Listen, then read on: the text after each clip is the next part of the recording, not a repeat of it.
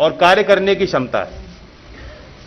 तो मैं आभार व्यक्त करता हूं और मुजफ्फरनगर की इस क्रांति भूमि पे, किसानों की धरती पे अखिलेश जी का स्वागत करता हूं।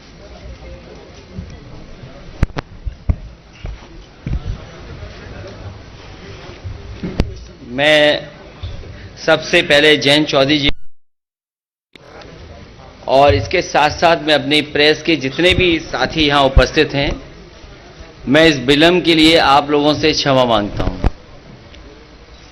देरी का कारण मुझे नहीं बताया गया। मैं कई घंटे हेलीकॉप्टर में बैठा रहा, रिफ्यूल कराना पड़ा, उसके बाद मैं आपके बीच में पहुंचा हूं। मैं धन्यवाद देता हूं जिसकी भी कृपा से मैं आपके पास पहुंचा हूं। मैं पत्रकार साथियों का बहुत बहुत धन्यवाद। आज मुजफ्फरनगर में चुनाव की पहली प्रेस कॉन्फ्रेंस हो रही है। सबसे पहले मैं चौधरी चरण सिंह जी को याद करता हूं। उनकी फसल पैदावार की सही कीमत मिल जाए और किसान का परिवार आर्थिक रूप से कैसे संपन्न हो। चौधरी चरण सिंह जी, बाबा टिकैत जी, नेताजी और अजीत सिंह जी ने लगातार समय समय पर सरकार को जगाने का काम किया। जो सरकारें गूंगी बहरी हो गई थीं, उनको जगाया, उस आंदोलन को आगे बढ़ाने का काम किया। मुझे खुशी है इस बात की कि आज जयंत चौधरी जी और हम लोग मिलकर के उस विरासत को आगे बढ़ा रहे हैं। ये चुनाव जहां किसान के भविष्य का है, नौजवान के भविष्य का है, व्यापार को आगे बढ़ाने का है, वहीं चौधरी चरण सिंह जी की विरासत को आगे बढ़ाने का भी है, जो किसानों को संपन्न बनाना चाहते थे। किसानों के लिए सपना देखा था कि वो संपन्न हों, लेकिन जो हालात हैं, भारतीय जनता पार्टी ने किसानों को कहा कि उनकी आय दोगुनी होगी, फसल समय पर खरीदी जाएगी और भुगतान भी समय पर होगा। लेकिन जिस तरीके से जो 3 कानून लाए गए बिना किसानों की राय मशवरे के, और मैं बधाई देना चाहता हूं किसानों को, उनकी ताकत का एहसास दिलाया। लोकतंत्र में किसानों ने एकजुट होकर के और सब कुछ भूल करके एक साथ खड़े होकर के मजबूर किया सरकार को, और सरकार को अंततः वो कानून वापस लेने पड़े। भारतीय जनता पार्टी आज भी नहीं कह सकती है कि वो 3 कानून क्यों लागू किए थे और 3 कानून क्यों वापस ले लिए। ये वोट के खातिर लिए हैं। इसलिए मैं किसान भाइयों को यहां सावधान करना चाहता हूं कि भारतीय जनता पार्टी ऐसी पार्टी है, बिना बताए भी कुछ ऐसे फैसले और कानून ले आएंगे। इसलिए मैं आरएलडी और समाजवादी पार्टी का गठबंधन है, किसान भाइयों को भरोसा दिलाना चाहता हूं कि कोई भी ऐसे काले कानून उत्तर प्रदेश में कभी लागू नहीं हो पाएंगे, जो भारतीय जनता पार्टी की नीयत है, जो उनकी मंशा है। समाजवादी पार्टी ने बिजली के क्षेत्र में कहा है कि 300 यूनिट मुफ्त होगी, सिंचाई माफ होगी, एमएसपी की खरीद के लिए जो इंतजाम करने पड़ेंगे सरकारी तौर पर किए जाएंगे। वहीं फार्मर्स के लिए कि उनके गन्ने के भुगतान के लिए उन्हें इंतजार न करना पड़े, 15 दिन इंतजार न करना पड़े। Farmers corpus fund, farmers revolving fund budget से देकर के किसानों का समय पर भुगतान करने का काम भी गठबंधन मिलकर के करेगा। लैपटॉप पहले भी बांटा था, फिर बांटेंगे। समाजवादी पेंशन पहले भी दी थी, आगे भी देंगे। और वहीं मैं इस मौके पर याद दिलाना चाहता हूं भारतीय जनता पार्टी को कि कम से कम अब चुनाव आ गया है, अपना संकल्प पत्र तो पढ़ लें। जो जो वादे किए थे, क्या वादे पूरे हुए हैं? उनका हर वादा जुमला निकला, झूठे विज्ञापन दिए। आज भी आंकड़ों की खिलवाड़ कर रहे हैं, और जब भारतीय जनता पार्टी घिर जाती है तो बुनियादी मुद्दों से हट करके काम करती है। मुझे उम्मीद है कि इस क्षेत्र में हमेशा गंगा जमुनी तहजीब, भाईचारा और आपस में मिलकर के नकारात्मक सोच को हमेशा नकारा है। इस चुनाव में भी नकारात्मक सोच को नकारने का काम करेंगे, और मुझे उम्मीद है कि इस बार ऐतिहासिक जीत होने जा रही है। आरएलडी और समाजवादी पार्टी मिलकर के उत्तर प्रदेश से भारतीय जनता पार्टी का सफाया करेंगे।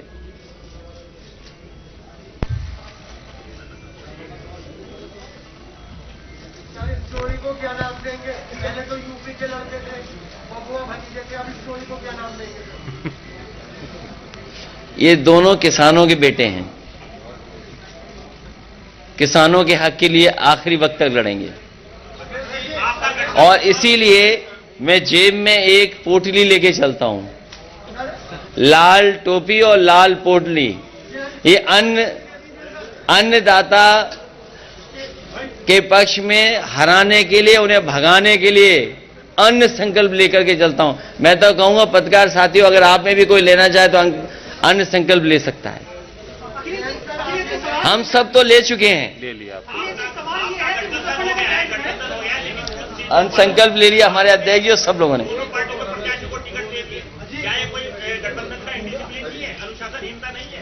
कहां पर?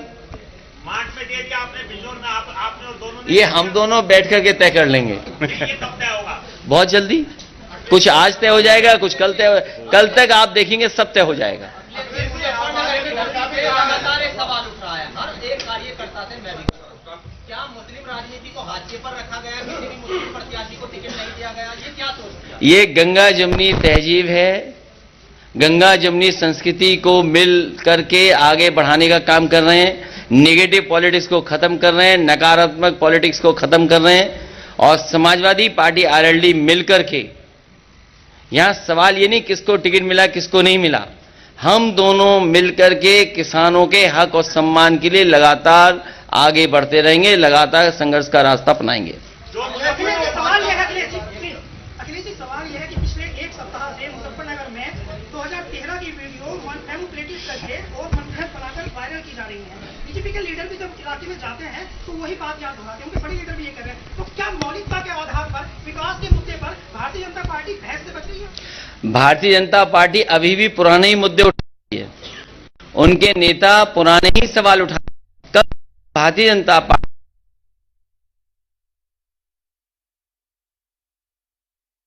जहां बड़े हैं, आप देखिए क्या हुआ है बिहार में, क्या हुआ है अयोध्या प्रयागराज में, कितने बड़े पैमाने पे नौजवान बाहर निकल करके आए। किसकी जिम्मेदारी थी परीक्षा को सही ढंग से कराना? आरआरबी एनटीपीसी को लेकर के जो आंदोलन कर रहे नौजवान, कितना अपमानित होना पड़ रहा है उन्हें। सवाल यह है कि नौजवानों को नौकरी रोजगार मिलेगा कि नहीं मिलेगा, लेकिन भारतीय जनता पार्टी से बात नहीं करना चाहती है।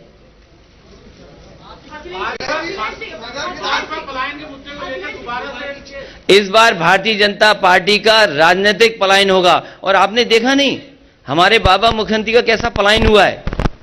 वो पहले अयोध्या से टिकट मांग रहे थे, मथुरा से टिकट मांग रहे थे, प्रयागराज से टिकट मांग रहे थे। भारतीय जनता पार्टी ने ऐसा उनका पॉलिटिकल पलायन किया है कि उन्हें घर भेज दिया वापस। इलेक्शन में जिस तरह के घोषित प्रतिबंध है सर, जिस तरह के घोषित अघोषित प्रतिबंध इलेक्शन पर है, आपको लगता है इस तरह की कल्पना आपने इलेक्शन की थी? भारतीय जनता पार्टी के लोग पर्चा भी बांट रहे हैं तो कोरोना फैलाने के लिए बांट रहे हैं ऐसे करके। उन्हें ये नहीं पता, इलेक्शन कमीशन को ऐसे लोगों को एकदम रोक देना चाहिए जो ये भूल गए हों कि कोरोना फैलता कैसे है। मुझे खुशी है यहां जितने भी पत्रकार बैठे हैं और हम लोग सब जो इलेक्शन कमीशन की गाइडलाइन है उसका पालन कर रहे हैं। सर 300 यूनिट की जो पर्चा बांटा जा रहा है सर, एक पर्चा बांटा जा रहा है, एक ही पर्चा बांटा जा रहा है सर, और कह रहे हैं कि हम सरदार पटेल के पुजारी हैं। अखिलेश सर एक पर्चा बांटा जा रहा है। ये प्रिविलेज अगर किसी पर है, किसी के स्टेटमेंट को ट्विस्ट करने का, तो भारतीय जनता पार्टी पर। भारतीय जनता पार्टी कुछ भी कर सकती है, कोई भी ट्विस्ट कर सकती है।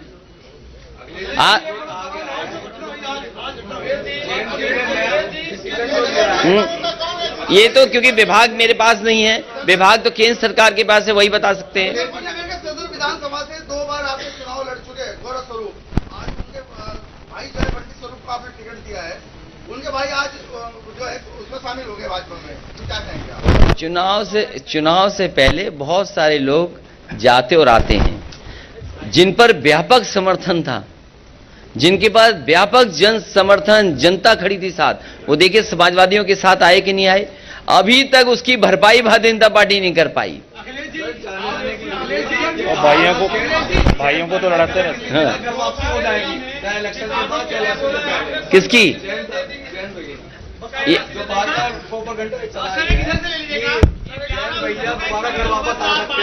आप किस पड़ोस में रहते हो? मैं उस पड़ोस में नहीं रहता, ना मेरा घर है वहां।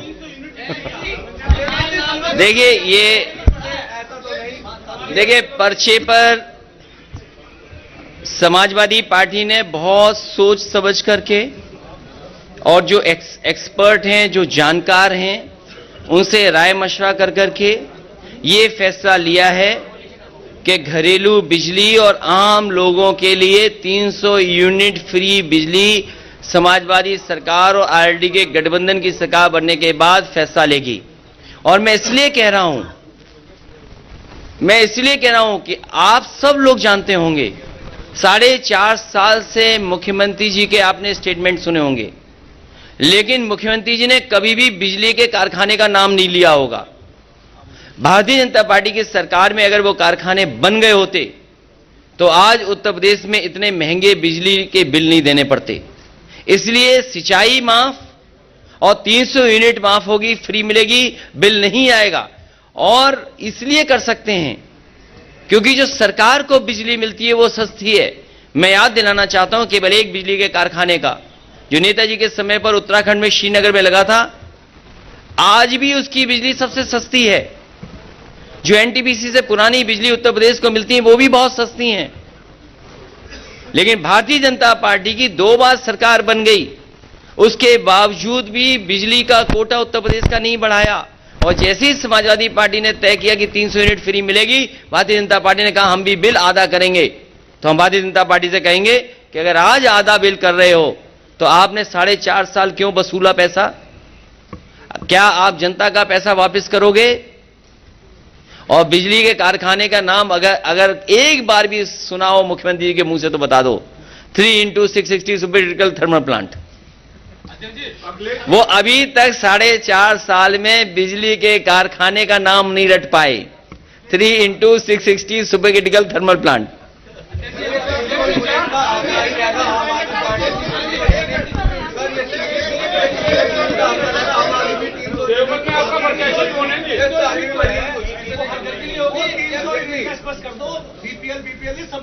सबके लिए है, सबके लिए है।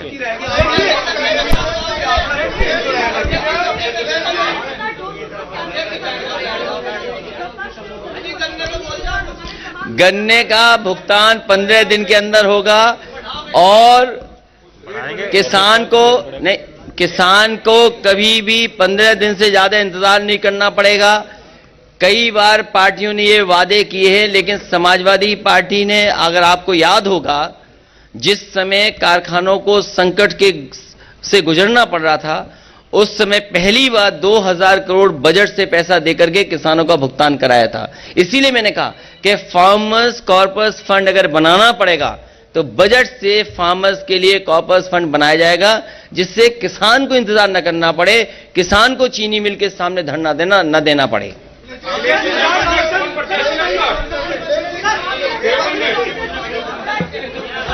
देवबंद में पुराने वाले नहीं, पुराने वाले राणा।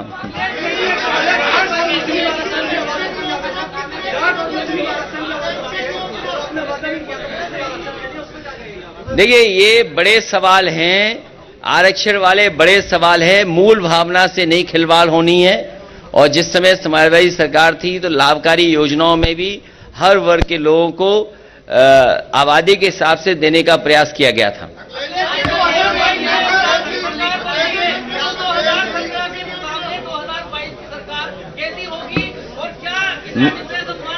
मैं आपको बधाई देता हूं, धन्यवाद देता हूं कि 22 की सरकार अच्छी होगी, बेहतर होगी और किसानों के और नौजवानों के हित में होगी।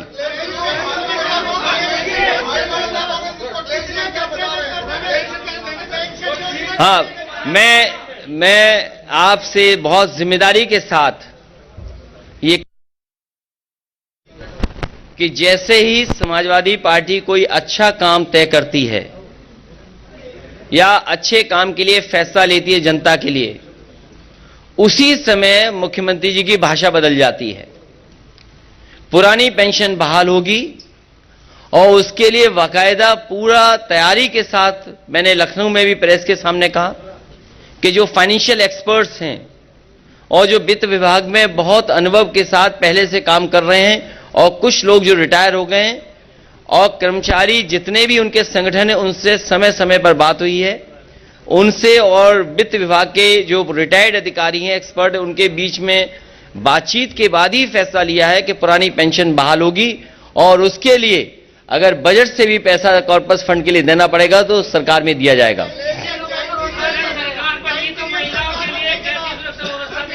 महिलाओं के लिए बेहतरीन सुरक्षा होगी, उनके लिए पहले भी सुरक्षा देने का काम समाजवादी सरकार में हुआ था।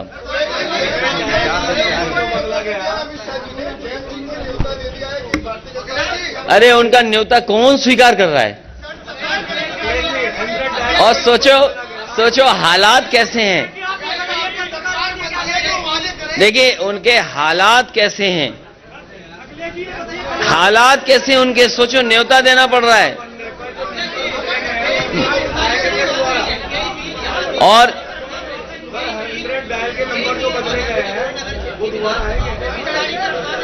क्या चीज? मिल का विस्तार। जो मिल की कैपेसिटी का अगर विस्तार होगा तो वो तो तय होगा सरकार बनने के बाद। सरकार तो बनाओ आप। ये 100 नंबर जो बदल गया, इसमें गाड़ियां और दी जाएंगी, एम्बुलेंस बढ़ाई जाएंगी। राकेश जी को मैं समझा दूंगा, हमारे रथ में बैठेंगे। जो पत्रकार अपना सुझाव देंगे वो शामिल करेंगे, जो पत्रकार साथी कहेंगे और जो सुझाव देंगे, जो सुझाव मानने लायक होंगे वो स्वीकार किए जाएंगे। मैं पत्रकार साथियों से भी अपील करता हूं हमारी मदद करें। समय पर किसानों का एक क्षेत्र है, तो आपने बिजली की बात कर ली, सिंचाई की, या खाद को लेकर कोई बात कहेंगे सर? यूरिया की जो किल्लत और बाकी समय पर खाद मिले, सस्ती कीटनाशक दवाइयां मिले और उनकी फसल को एमएसपी के लिए इंतजाम हो, प्रोक्योरमेंट हो, खरीद केंद्र बने, ये इंतजाम किया जाएगा। और साथ ही साथ किसान जो अपने गन्ने भुगतान के लिए समय समय पर उन्हें आंदोलन करना पड़ता है, इस बार आंदोलन नहीं करना पड़ेगा, कॉर्पस फंड बना करके उनका समय पर भुगतान होगा।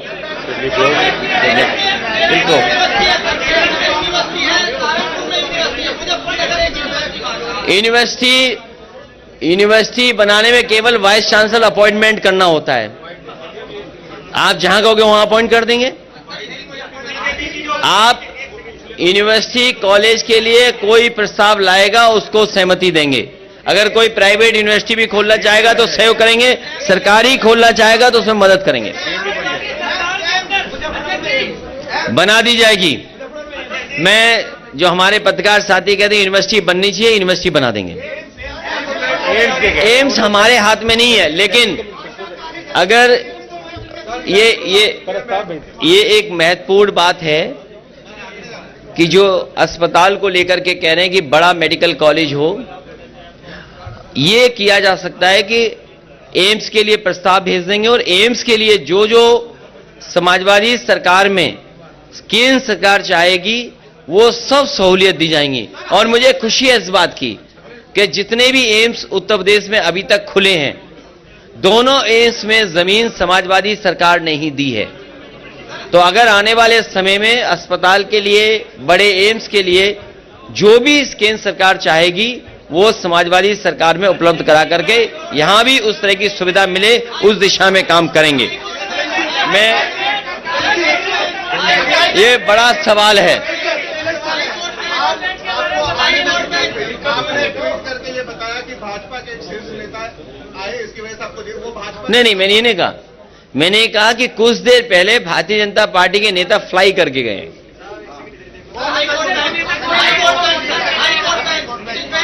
इस पे अभी नहीं बोल सकते, सरकार बनने पर हम दोनों तय करेंगे। अच्छा, एक इसी का सवाल है। मैं आपको एक व्यवस्था से संबंधित बात बताना चाह रहा हूं। एक सवाल किया गया था कि चुनाव के नियमों का अनुपालन। कल हमारे बुढ़ाना क्षेत्र के जो प्रत्याशी हैं राजपाल बालियान जी, ऑनलाइन उन्होंने निवेदन किया ईसी में कि एक वीडियो वैन वो चलाना चाहते हैं। एक दिन बीत चुका है, अभी तक उन्हें अनुमति नहीं दी गई, जबकि बीजेपी की वैन आप देख रहे हैं पूरे प्रदेश में चलाई जा रही है। हमारे पार्टी के लोग, गठबंधन के लोग ऑब्जर्वर से मिलेंगे और हमें उम्मीद है कि इस तरह की जो शिकायत है उनका निस्तारण निष्पक्ष रूप से चुनाव आयोग के अधिकारी करें। और मैं आपको बताना चाहता हूं कि कर्मचारियों में बहुत भारी रोष है, नाराजगियां हैं सरकार से और उम्मीद के साथ गठबंधन की तरफ वो देख रहे हैं। ओपीएस की बात अखिलेश जी ने कही है, कई वादे हमने किए। आज स्थिति यह है कि पोस्टल बैलेट की व्यवस्था में अधिकारी उनके वोटर आई कार्ड मंगवा रहे हैं। मैं निवेदन करना चाहूंगा सभी कर्मचारी से, पुलिस कर्मियों से जिनकी वोट पोस्टल बैलेट से पड़नी है, सतर्क रहें। बैलेट पेपर लेकर वोट बना के ही दें। अपने वोटर कार्ड को अधिकारी भी मांगे, उसको ऐसे ना दें। धन्यवाद।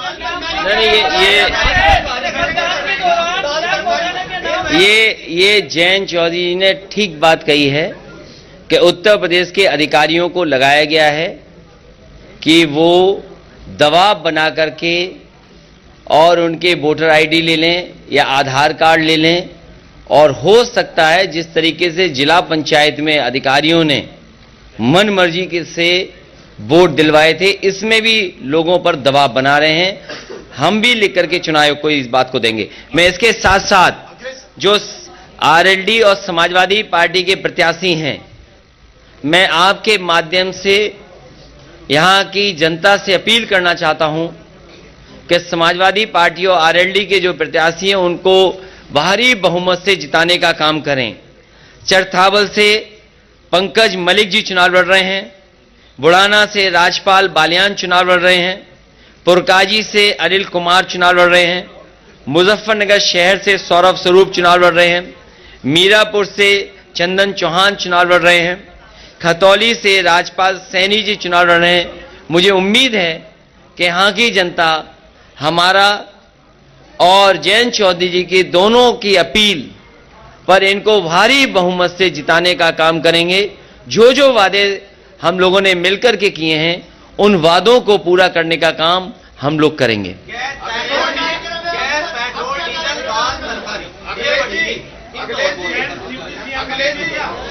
ये जानबूझ करके भारतीय जनता पार्टी लोगों को गरीब बना रही है, जिससे किसान गरीब निर्भर हो जाएं सरकारी राशन पे, सरकारी कड़वे तेल पर। और मैं आपको भरोसा दिलाता हूं, हमारे पत्रकार साथी ने जो कहा है कि जो महंगाई हुई है सरसों के तेल की, आप भी प्रचार के माध्यम से रिफाइंड तेल मत खाइए। जो रिफाइंड तेल का प्रचार होता है आप भी उसमें बहक जाते हैं और आप भी खा लेते हैं। आप अपना शुद्ध सरसों का तेल और घर का बनाया हुआ घी के से ही खाना बनाएं और खाएं। और समाजवादी सरकार बनने पर उत्तर प्रदेश के कुछ इलाके ऐसे हैं जैसे बुंदेलखंड, जहां पर बड़े पैमाने पर सरसों के तेल की पैदावार हो सकती है। मैं जब बुंदेलखंड गया था तो मैंने कहा था कि सरकार के अलग से अगर हमें सरसों के तेल की पेराई के लिए कारखाने लगाने पड़े तो लगाएंगे, जिससे कि हमारा बुंदेलखंड के किसान को भी लाभ पहुंच जाए और उत्तर प्रदेश को कम से कम सस्ता सरसों का तेल उपलब्ध हो जाए खाने के लिए।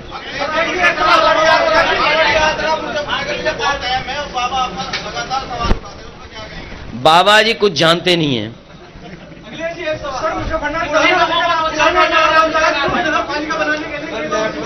ये बहुत छोटा काम है, बड़ा काम करेंगे।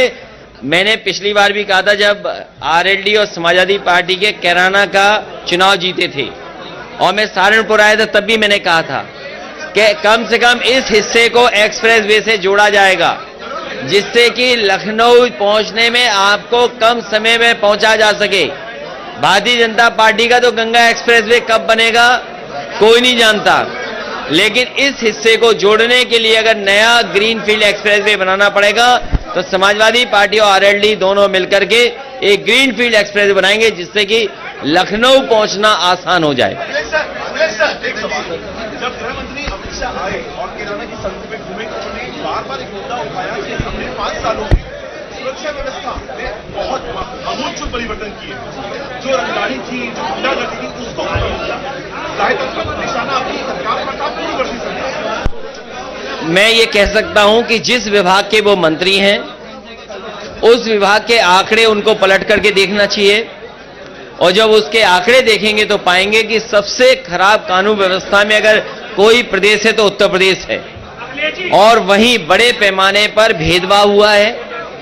भेदभाव के साथ साथ जो बड़ी बड़ी संस्थाएं, नेशनल ह्यूमन राइट कमीशन हो, उसने सबसे ज्यादा नोटिसेज उत्तर प्रदेश की सरकार को दिए हैं। पश्चिमी उत्तर प्रदेश में लगातार हाईकोर्ट बेंच की मांग कह तो दिया। हम दोनों मिलकर के तय कर लेंगे। आदरणीय राष्ट्रीय अध्यक्ष जी, आदरणीय राष्ट्रीय अध्यक्ष जी, एक मिनट आदरणीय राष्ट्रीय अध्यक्ष जी।